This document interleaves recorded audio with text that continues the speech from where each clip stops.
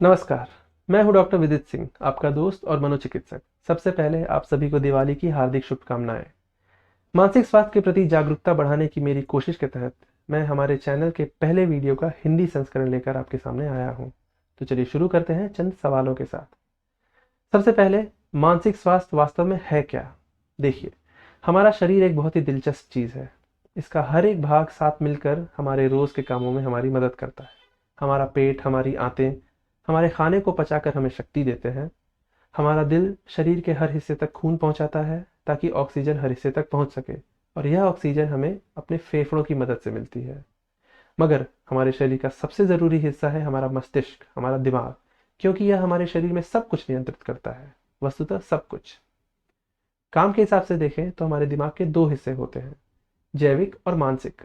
जैविक का मतलब है दिमाग की बनावट से जुड़े हुए काम, जैसे कि हाथ और पैर चला पाना, चीज़ों को देख पाना, बातें सुन पाना, बोल पाना आदि। दूसरी ओर मानसिक भाग हमारे सोच विचार, हमारी भावनाओं इत्यादि को संभालते हैं।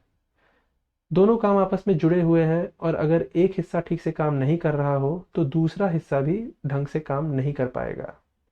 जब किसी व्यक्ति को स्ट्रोक होता है और वह लकवाग्रस्त होता है, उसके खून के बहाव में रुकावट के चलते उसके मस्तिष्क के किसी हिस्से को खून मिल नहीं रहा होता है, या नस फट जाने की वजह से उस हिस्से के अंदर खून बह रहा होता है और वह हिस्सा ठीक से काम नहीं कर पा रहा होता है।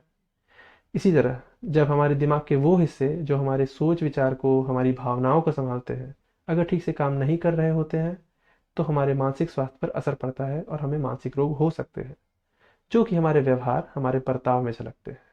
तो मानसिक स्वास्थ्य का मतलब है हमारे मन का स्वास्थ्य, और दूसरे तौर पर देखा जाए तो हमारे मस्तिष्क, हमारे दिमाग का स्वास्थ्य।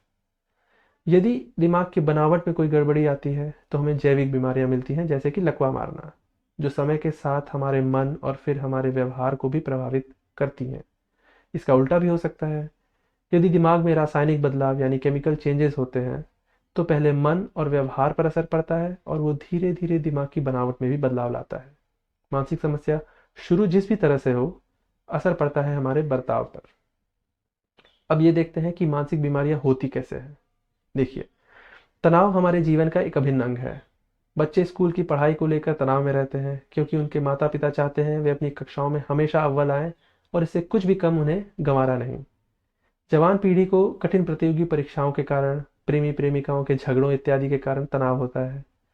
वयस्कों को अपने व्यवसाय, अपने काम से जुड़ी समस्याओं के कारण, शादीशुदा जिंदगी की परेशानियों आदि के कारण तनाव होता है, और बुजुर्गों को उनके बिगड़ते स्वास्थ्य को लेकर तनाव रहता है। किसी भी तरह का और किसी भी वजह से हुआ तनाव यदि ठीक वक्त पर और सही तरीके से संभाला नहीं गया, तो मानसिक बीमारियों की शुरुआत होती है। यदि हम लगातार और अत्यधिक तनाव से घिरे रहें, तो यह हमारे दिमाग में रासायनिक परिवर्तन, केमिकल चेंजेस लाता है, जिनके बारे में मैंने अभी आपको बताया था। यही केमिकल चेंजेस मानसिक बीमारियों का कारण होते हैं। दूसरा कारण होता है आनुवंशिकी यानी जेनेटिक्स। लगभग सभी मानसिक बीमारियों में एक आनुवंशिक हिस्सा होता है, जिसे हम जेनेटिक कंपोनेंट कहते हैं। मतलब वो हमें विरासत में मिला होता है हमारे पूर्वजों से। चलती भाषा में कहें तो वो हमारे खून में होता है। ये मानसिक बीमारियों के प्रति हमारी संवेदनशीलता को या तो बढ़ाता है या घटाता है। उदाहरण के लिए, जिस व्यक्ति के परिवार में एक या एक से अधिक सदस्य मानसिक बीमारी से जूझ रहे हैं, या कभी उन्हें कोई मानसिक बीमारी रही है, उसके मानसिक बीमारी होने की संभावना ज्यादा है उस व्यक्ति की तुलना में जिसके परिवार के सदस्यों को कभी कोई मानसिक बीमारी नहीं हुई है। तो ये साफ है कि मानसिक बीमारियां भी वंशानुगत होती हैं, विरासत में मिल सकती हैं, लेकिन एक हद तक। इसका मतलब यह है कि हमारे आसपास की घटनाओं के कारण हम जो तनाव झेल रहे होते हैं, उसके साथ साथ हमारी आनुवंशिक संरचना, हमारा जेनेटिक मेकअप, दोनों मिलकर हमें मानसिक बीमारियों की ओर ले जाते हैं। अब ये देखते हैं कि मानसिक स्वास्थ्य महत्वपूर्ण कैसे है। मानसिक रोगों के कारण आपके और आपके आसपास के लोगों का जीवन काफी बुरी तरह से प्रभावित हो सकता है। जिस तरह एक व्यक्ति जिसे स्ट्रोक हुआ है और लकवाग्रस्त है को निरंतर देखभाल की आवश्यकता होती है, उसी तरह एक गंभीर मानसिक बीमारी से जूझ रहे व्यक्ति को अपनी रोजमर्रा के कामों को ठीक से करने में दिक्कत आती है, और उसे भी काफी देखभाल की आवश्यकता पड़ती है। अब हम जानते हैं कि दुनिया में मौजूदा बीमारियों की संख्या का तो कोई अंत है नहीं।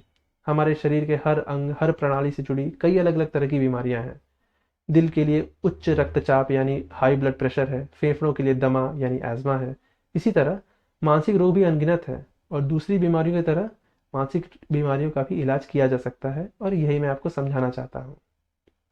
तो अब ये भी जान लें कि आपके मानसिक स्वास्थ्य की देखभाल करने में आपकी मदद कौन कर सकता है। देखिए, मानसिक बीमारियां काफ़ी जटिल होती हैं और केवल दवाओं से इनका इलाज नहीं किया जा सकता, कम से कम प्रभावी और स्थायी रूप से तो नहीं। इसलिए हमें ज़रूरत पड़ती है मानसिक स्वास्थ्य पेशेवर यानी मेंटल हेल्थ प्रोफेशनल्स के मदद की। ये दो तरह के होते हैं, मनोचिकित्सक और मनोवैज्ञानिक। मनोचिकित्सक यानी साइकेट्रिस्ट दरअसल डॉक्टर्स होते हैं जिनके पास स्नातक यानी बैचलर्स की डिग्री होती है, जिसे आप एमबीबीएस के रूप में जानते होंगे। और इसके अलावा वे मनोचिकित्सा यानी साइकेट्री में विशेषज्ञ होते हैं। उन्हें मानसिक रोगों के इलाज के लिए दवाएं लिखने का लाइसेंस मिला होता है।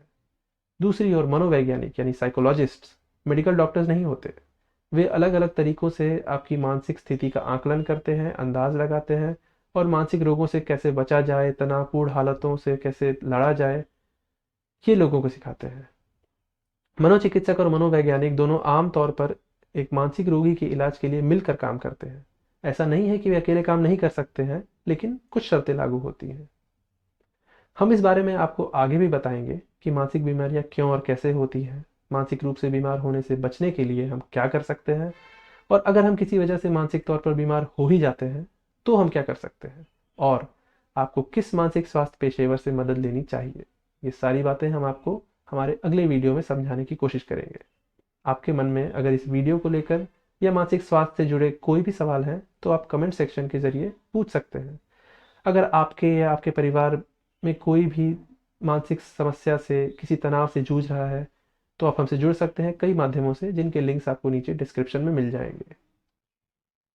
आशा करता हूँ अगली बार तक आप अपना और अपने प्रियजनों का ख्याल रखेंगे।